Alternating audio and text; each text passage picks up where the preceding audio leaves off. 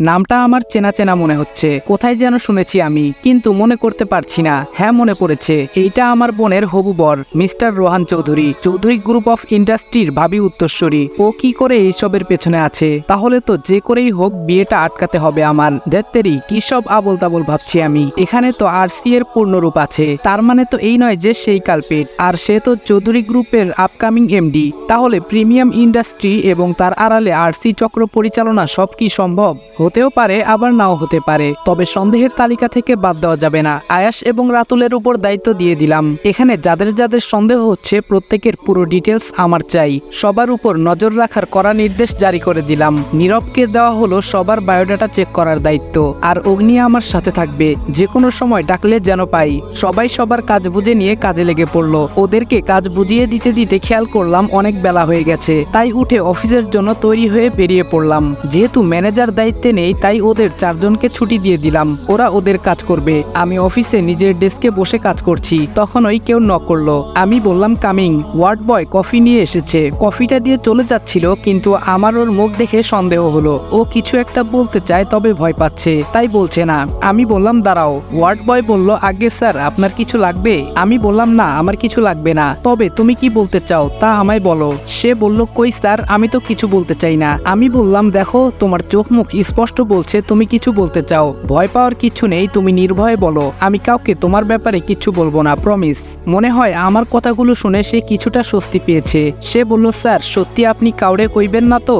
আমি বললাম না, কিছু বলবো না, তুমি আমায় বিশ্বাস করে দেখতে পারো, তোমার কোনো ক্ষতি হতে আমি দেব না, পাক্কা। ছেলেটা রীতিমতো ঘামছে। আমি তা দেখে এক গ্লাস পানি ওর দিকে বাড়িয়ে দিলাম। আমার হাত থেকে গ্লাসটা নিয়ে সবটা পানি খেয়ে নিল। আমি বললাম বলো রমিজ, কি জানো তুমি? ভয় পেও না। ও কিছু বলতে যাবে তার আগেই কেউ দরজায় নক করে, আর রমিজ হকচকিয়ে উঠে দাঁড়ায়। আমি ইশারায় তাকে থামতে বলে বাইরের ব্যক্তিকে ভেতরে আসার পারমিশন দিলাম। এ মা, এ কি? এ তো ইসি, খুব বাঁচান, বেঁচে গেছি। বোকা মেয়ে, পুলিশ অফিসার হয়েছিস আর এইটুকু বুদ্ধি নেই? বাইরে দাঁড়িয়ে আমার কথা শোনার চেষ্টা করলেই তো পারতি, বলদ কোথাকার। যাক, ভালো তো আমারই হয়েছে। আমি মনে মনে এসব ভাবছি, তবে ভাবনাটা ভেঙে গেল ইসির একটা কথাতে। একদম 440 ভোল্টের শক খেলাম মনে হয়। ইসি বলল স্যার, বাইরে দাঁড়িয়ে আড়ি পাতার অভ্যাস আমার নেই। ও মা, বলে কি? আমার মনে মনে বলা কথা শুনে নিল নাকি? ইসি বলল স্যার, শুনতে পাচ্ছেন?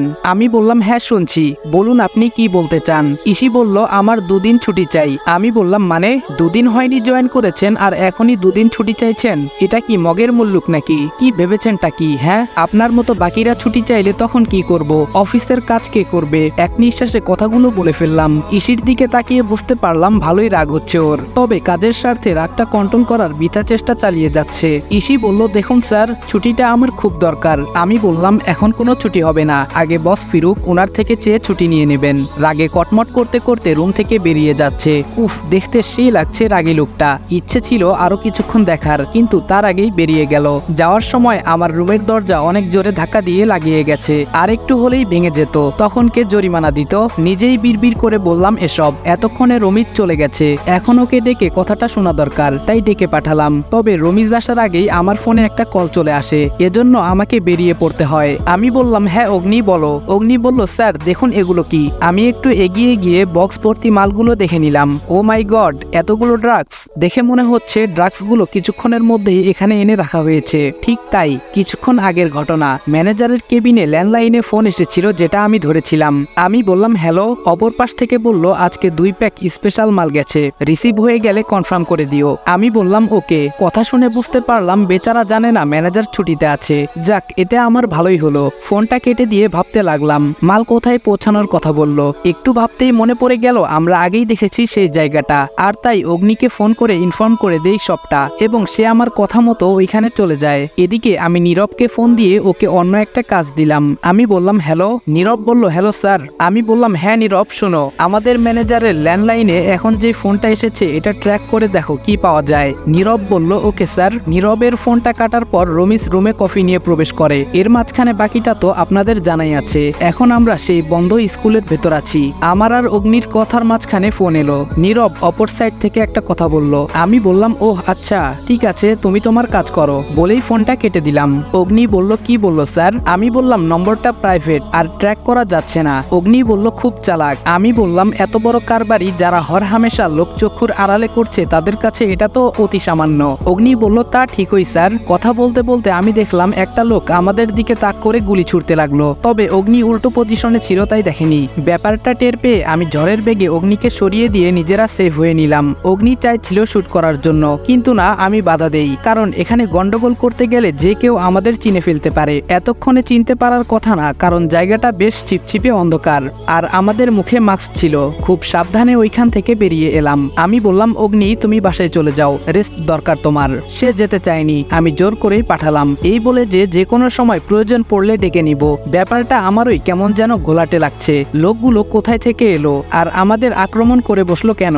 এসব ভাবনা বাদ দিয়ে সিনিয়রকে ফোন দিলাম এবং ওনার থেকে পূর্ববর্তী অফিসারদের ব্যর্থতা এবং খুনের কিছুটা ডিটেলস জানার জন্য। যা জানতে পারলাম তার মানে হলো এই যে প্রত্যেক অফিসার কোনো না কোনোভাবে দুর্ঘটনার আর অ্যাক্সিডেন্টের শিকার হয়েছে এবং মর্মান্তিকভাবে জীবন দিয়েছেন। তবে এটাও স্যার পরিষ্কার করে বলে দিলেন যে পূর্বে কেউ সিক্রেটভাবে কেসটা নিয়ে নামেনি, এই প্রথম আমি এসেছি। আর ওইদিকে সিআইডি অফিসারদের একটা স্পেশাল টিম এসেছে। সিআইডি এর কথা মনে পড়তেই চিন্তা হতে লাগলো ইসির জন্য। আমি তো জানিও না ওদের প্ল্যান কি, আর ও কি বুঝতে পেরেছে এসব কিছুর মাস্টারমাইন্ড ঠিক কি ধরনের লোক। যদি ভুলভাল প্ল্যান করে তাহলে তো ইসিও না। কি ভাবছি এসব আমি? ইসি একজন সিনিয়র অফিসার আর সিক্রেট ভাবে নেমেছে, ও নিশ্চয়ই কাঁচা কাজ করবে না। হঠাৎ করেই ফোনটা বেজে উঠলো। উফ, এটা তো বড্ড জ্বালায়। চেয়ে দেখি একটা অচেনা নাম্বার। আমি বললাম হ্যালো, অপর পাশ থেকে একটা ঠিকানা বলল। আমি বললাম জাস্ট ওয়েট, আমি আসছি।